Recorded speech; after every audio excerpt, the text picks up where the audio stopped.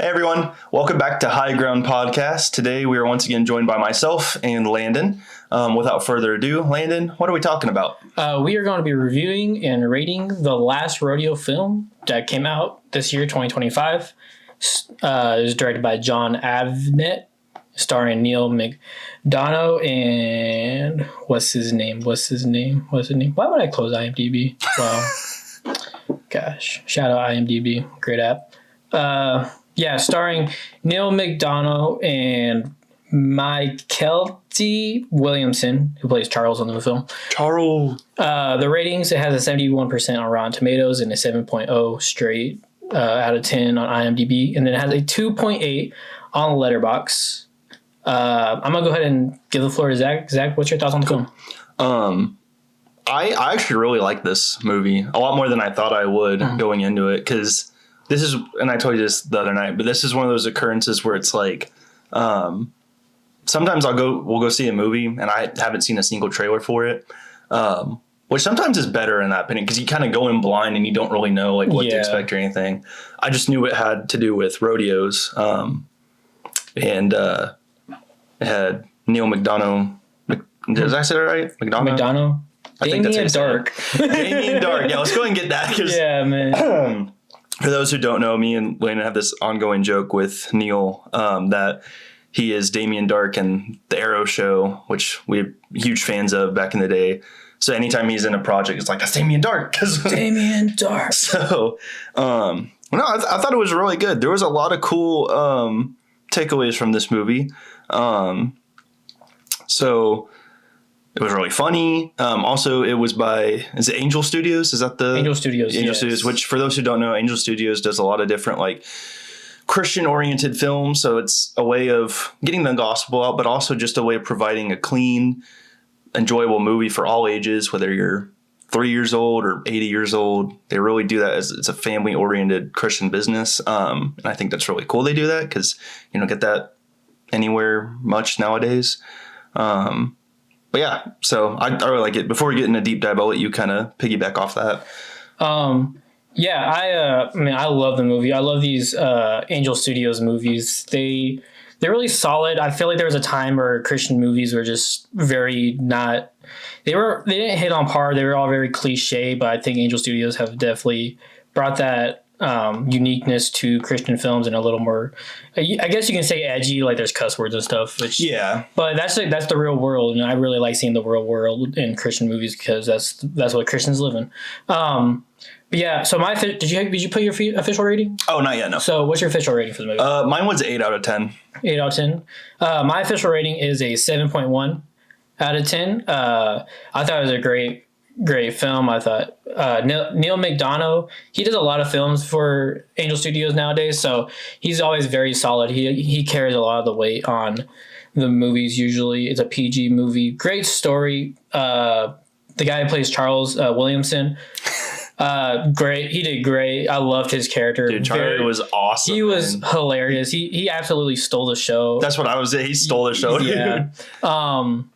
Yeah, and I mean, we love the rodeo scene here. So I mean, I'm not really very familiar with PBR, but I love getting to learn about that. And that's a huge thing, because I told you too the other night. It's like I've always like kind of, it's been on TV kind of thing. Yeah. And like I've seen it, but never fully watched it. I have no idea how the rules work or anything. And this movie explained it to where I fully know how it works now. I thought that was the coolest thing ever, because any sport genre movie typically doesn't do that. It's just kind of you're just kind of expected to know the rules, or like got a base idea of how it works. But I mean, even like the whole scene with Billy and like your other hand can't touch the bull, I didn't know that was a thing. Exactly. Yeah, I was like, didn't know that's kind of cool. So that makes sense why they like tied the wrist around, have the hand there. I knew the whole like 8-second thing, like you have to try to survive 8 seconds, but the scoring system, that made sense how that worked. And like they even like went specifics too, of like the harder the bull, like the more people fall off a bull, the higher points you get on it. Exactly. You ride it. I'm like, that makes sense. That's cool. Yeah. And I thought that was great. I mean, I don't think it was necessarily supposed to be a marketing for the PBR, but if it was, it did really good because I do now want to go see. I do want to go to rodeo. Yeah. Man, one of my toxic traits now is like I was watching the movie. I was like, I could do that. I was like, I could ride a bull. Yeah, right. But I would die. But yeah, I thought it was a great film. Just like for believers as a whole, I think it was a perfect film. Even if you're not a believer, it's a good family friendly movie. There's nothing like today's movies nowadays a lot of sex scenes and nudity, and a lot of gore and all that. And this is just a very clean movie. I love that it just shows the Bible. Movies don't. Oh yeah, it literally it shows him just reading the Bible. It does like all the Bible jokes and all that. I was like, can we talk about that real quick? Yeah, so, go ahead. Me and Landon both like kind of had that like aha moment when Charlie takes out the Bible and he goes, "Tell me when to stop," and he's he's like flipping through, and then Neil's character, I think it's Joe, says, "Go ahead, stop," or whatever, and he stops and puts the finger down randomly and then reads the verse. I'm like, we've all done that. Yeah. Yes. Speaking of that, it's a very relatable movie. Neil's character, there's a point in the movie where the summary of the movie is that Neil, he has a grandson and a daughter, and his grandson gets cancer and he has to go into a surgery it's a brain tumor. So he has to go into surgery, but the surgery costs like so much money. And Neil, his character, is a retired bull rider. He's a 3-time champion, and he's like, I need to pay for this. So he enters the PBR, which is like a Legends PBR, and he goes and tries to win for his grandson and win the money so that they can pay for the surgery. So I thought that was the relatable part about that was him talking to Charles and being like if God really liked me, why is this happening, you know? Mm-hmm. So I thought that was a very relatable thing because I know a ton of people who just go through that. Yeah, that's a crisis of faith, kind of. Yeah, and like that's what I really liked most about this movie is just the relatability of it. And it's not like shoving the Bible down your throat or anything. It's very just like it's there and it's public, and I love that. And I'd argue this movie, out of all the movies I've seen that have to do with like religion or like the Bible, like in any aspect of Christianity in the movie, this is the most least shoved down your throat, if that makes sense. Like they are very much like it's here, this is part, but it felt natural. It's like this, it just felt like this is a real world type scenario thing. It's like I think that's a beauty of like the time we're in right now, because there's a lot of movies that like are very similar to this, that the Christianity's in the movie, the believers are in the movie, but it's not like necessarily shoving it down your throat. If you are familiar with Angel Studios, they did the first 3 seasons of The Chosen, or they helped fund the first 3 seasons of The Chosen. They did Sound of Freedom, King of Kings. They also did The Shift, Homestead, the series. And so they've done a lot of these projects that they funded for King Country's Drummer Boy for That's cool. the concert, the film concert. So yeah, they've done a lot of things, and I really appreciate them just for being a family friendly studio, and I think that's a rare thing right now. It is a very rare thing, yeah. Family friendly, like we have this joke. We love A24 movies. Yeah, we love A24 movies, but a lot of them are rated R. So a lot of them have like a nudity scene, and we're like, oh my God. Yeah, it's just like, nope. It's just like not necessary, you know, and it's just, yeah. And I saw like there's movies that combat that. It's like, you know, you don't have to have that to be a good movie, you know. Yeah. That's not necessary at all. So yeah, and I'm a big believer, and I don't think those are ever necessary for a movie. I think those are just for clicks, but that's just 100%. That's my opinion. Yeah. But Zach, tell me about the movie. Tell me about your favorite moments, all of it. Like, so I'll start off with this was the scene that I'm like, I'm gonna love this movie, and it was the prison rodeo. Oh yeah. So at the very beginning, Charlie, when we first get introduced to Charlie, he's just at a random rodeo, and there's a prison bus, and there's all these like women that are prisoners getting off the bus. It's like, what's going on? They're riding the bulls. Yeah. And I turn away and go, we do that? Yeah.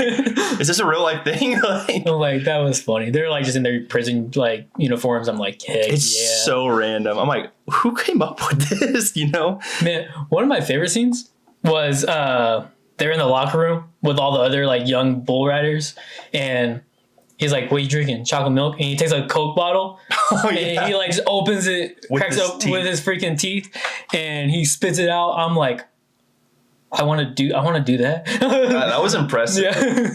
I feel like that was just Neil on set. He's like, you know what? I want to do something cool.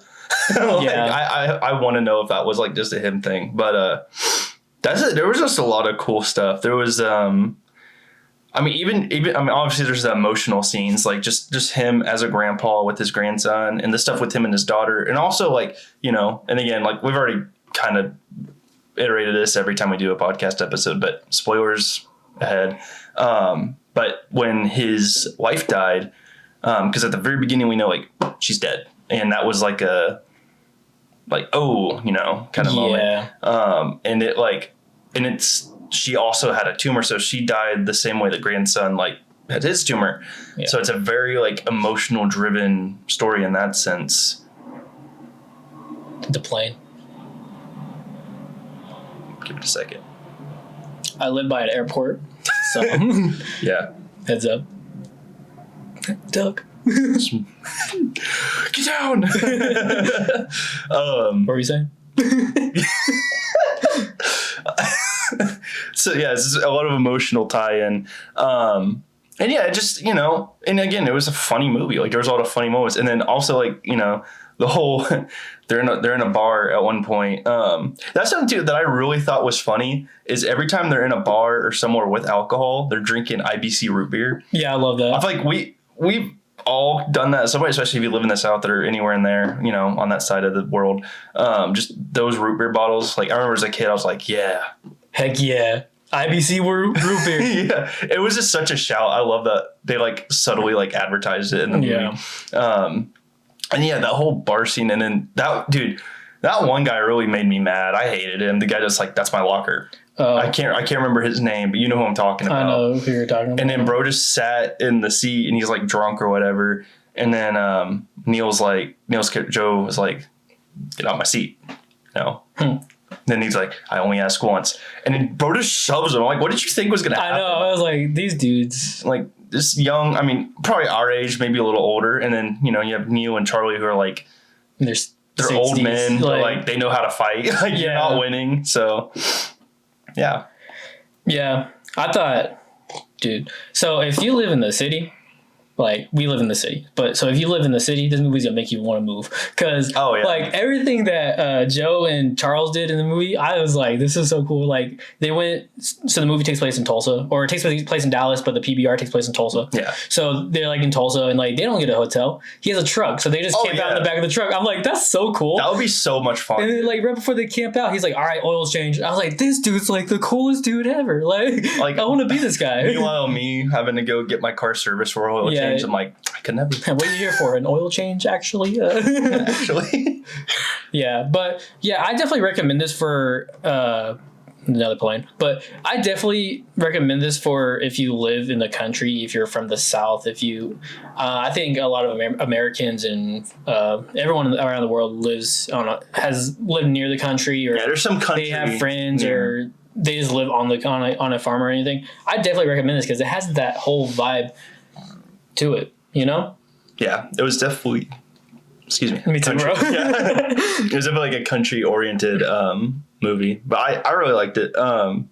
That's something too. So another thing that I thought was like hilarious, just like from the medical standpoint, because I'm very much like I'm a medical type person. Like that's what I specialize in. And anytime Joe got hurt and they're like assessing him, like bro got stepped on by a bull. Yeah. And it's just like me and Landon grimaced every time. It's like, oh, like we've seen worse, but the fact of like, I don't know what it was, just seeing him beat up like that. And he's like got bruised ribs. I'm like, ow. Yeah, that was my thing. Whenever he like first started riding that bull, I was like, I could do this. And then he gets stepped on. I was like, actually, I'm good. I don't think I can. Also, I'm just like, man, I want to know like how frequently that kind of stuff happens in the PBR. Cause like, maybe that like, I know it happens, but I'm like, surely in reality, like you're getting your leg snapped if you get stepped on like that. Yeah. But, I mean, I could be totally wrong on that. I don't know how all that works, but, no, it was just funny. But yeah, he just,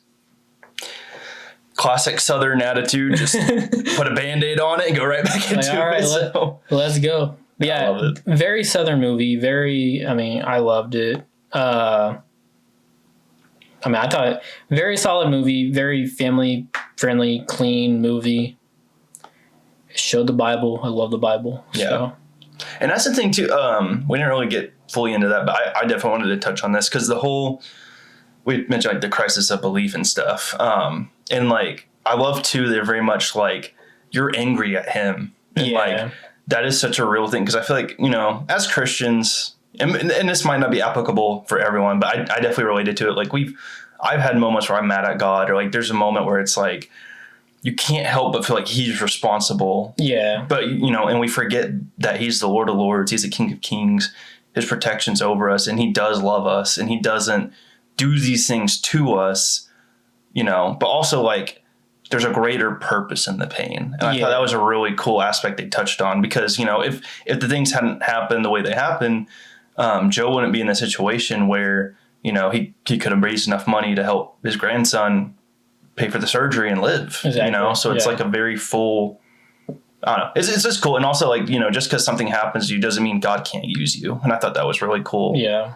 Christian, attitudes they touched on. Yeah. And like I said, like I think where we're at in the 2020s era of just like Christian film, I think we're at a good point. I think everything before this, minus the Passion of Christ, I think everything kind of been very miss as far as just Christian media, but I think where we're at is really good. I mean, Unsung Hero is a great movie. Priceless is a great movie. I'm a big For King and Country fan, so I'm going to name their movies first. Oh, yeah, they're awesome. But even Jesus Revolution was a great I love that movie. I still haven't seen The Forge, but The Forge is supposed to be a beautiful movie. So there's a lot of good Christian media and film nowadays, but even that, like, we're not just trying to glorify Christian film, but it is very much one of the only family friendly films nowadays. Yeah. And we've iterated that multiple times during this episode. I feel like we need more of family friendly stuff just in the world, Oh yeah. Well, and I think just in the terms of like getting more family oriented, and stuff, but especially movies. Cause like, and we still get that with like some of these Disney movies or stuff like that, but like, definitely just more emphasis on like family, Exactly. Because, I'm sorry. No, you're good. Go ahead. But yeah, I feel like all these movies are like meant for like to be seen with like one friend or your girl or whatever. But I feel like more family friendly oriented movies brings the entire family to the theater. Yeah, and that helps keep the theater in business because I mean, not a lot of people go to the theaters nowadays. Recently, we've seen a spike. There's been a big spike lately, which like as a movie fan, because and obviously we're high believers of like movies deserve to be enjoyed in the theater. Exactly. Like it's just it's an experience. Yes, yeah. Because like I love movies. Don't get me wrong, and I'll watch them on streaming services or whatever. Yeah. But it's like 10 times better when you're going to the theater and it's like just there's nothing else like it. So like you get your soda, you get your popcorn, you recline your seat. Like it's a whole experience. Oh yeah.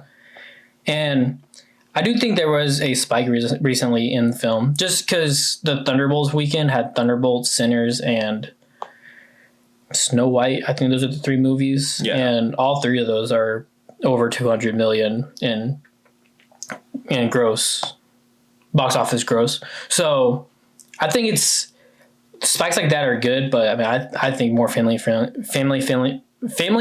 films are very necessary for the